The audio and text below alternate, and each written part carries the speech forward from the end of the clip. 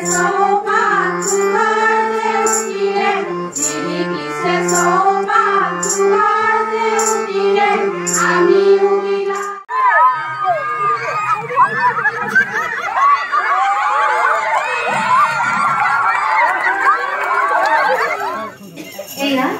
26 নং মাউতগাঁও প্ৰাথমিক বিদ্যালয়ৰ পৰিচালনা সমিতিৰ হৈ বঁটা গ্ৰহণ কৰিছে প্ৰধান শিক্ষক ইৰফান ছাৰে আৰু সকলোৱে যোগ কৰিছে দীপাঞ্জলি বাইদেৱে। পোনপ্ৰথমে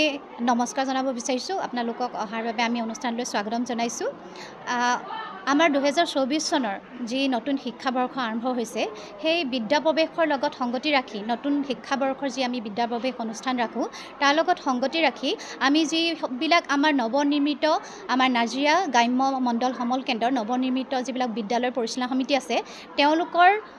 যিসকল সদস্যা আৰু অভিভাৱকসকল আমাৰ বিশেষকৈ তেওঁলোকক উদ্দেশ্য কৰি আমি এই অনুষ্ঠানটো ৰাখিছোঁ। আমাৰ নাজিৰা গ্ৰাম্য মণ্ডল সমল কেন্দ্ৰৰ সমূহ বিদ্যালয়ৰ সকলো শিক্ষক শিক্ষয়িত্ৰীৰ উদ্যোগত এই অনুষ্ঠানটো ৰখা হৈছে আৰু আমি মূলতঃ আমি অভিভাৱকসকলক এই অনুষ্ঠানলৈ আকৰ্ষিত কৰিবৰ বাবে যে আমাৰ চৰকাৰী শিক্ষানুষ্ঠানত যিসমূহ সুবিধা বা আমি কি ধৰণৰ আমি কাম কৰি আছোঁ এইসমূহৰ বিষয়ে অৱগত কৰিবৰ বাবে অনুষ্ঠানটো ৰাখিছোঁ। লগতে আমি বিদ্যালয় পৰিচালনা সমিতিসমূহৰ যিবিলাক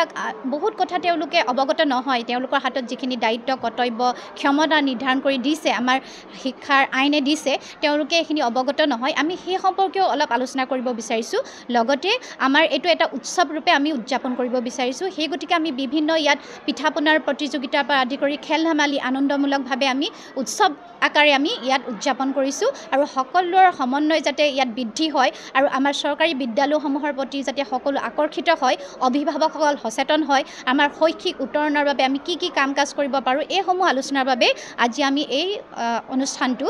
বিদ্যালয়ৰ পৰিচালনা সমিতি আৰু অভিভাৱকৰ সমাৰোহ অনুষ্ঠানটি উদযাপন কৰিছোঁ বাউলী মৈদাম উচ্চ মাধ্যমিক বিদ্যালয়ৰ প্ৰাংগণত। আমি নিউজ চেনেললৈ আমি আন্তৰিক শ্ৰদ্ধা নিবেদন জনাইছোঁ। যিহেতু আমি নাজিৰা গ্ৰাম্য মণ্ডল সমল কেন্দ্ৰৰ উদ্যোগত আমি অভিভাৱক আৰু মাতৃগোটৰ আমি এখন সমাৰোহ অনুষ্ঠিত কৰিবলৈ আমি আজি এই তাৰিখতে 3 তাৰিখতে আমি আজি সিদ্ধান্ত আমাৰ সকলো শিক্ষকৰ গ্ৰাম্য মণ্ডলৰ সকলো শিক্ষকৰ সহযোগত আমি ইয়াত অনুষ্ঠিত আজি কৰিছোঁ আৰু লগতে আমি এই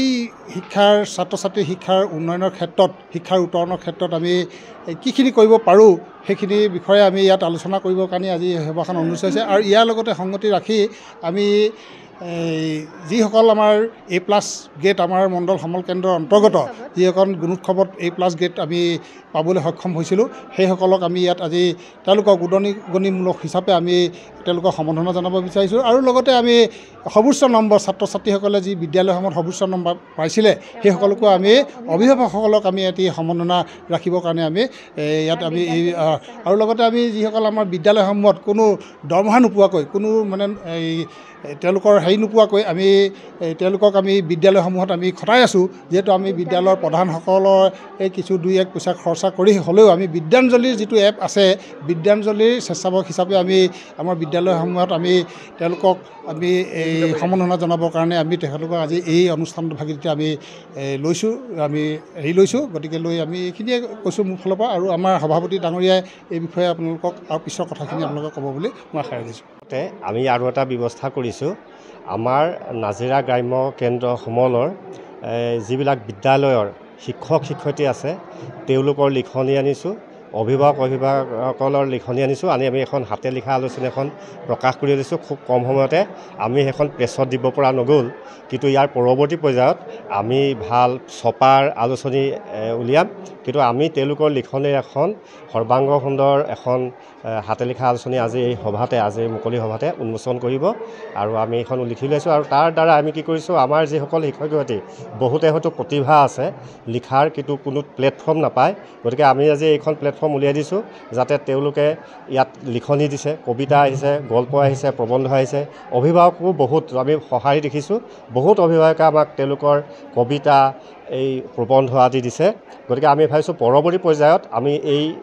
কাৰ্যটো আগবঢ়াই নিম আৰু ইয়াতকো ছপাৰ এখন যাতে আমি আমাৰ সমল কেন্দ্ৰৰ এই নাজিৰা গ্ৰাম্য সমল কেন্দ্ৰৰ যাতে এখন ছপাৰ আলোচনী উলিয়াব পাৰোঁ সেইটো ব্যৱস্থা পৰৱৰ্তী কালত আমি ল'ম। আজি মাত্ৰ হাতে লিখা আলোচনীখন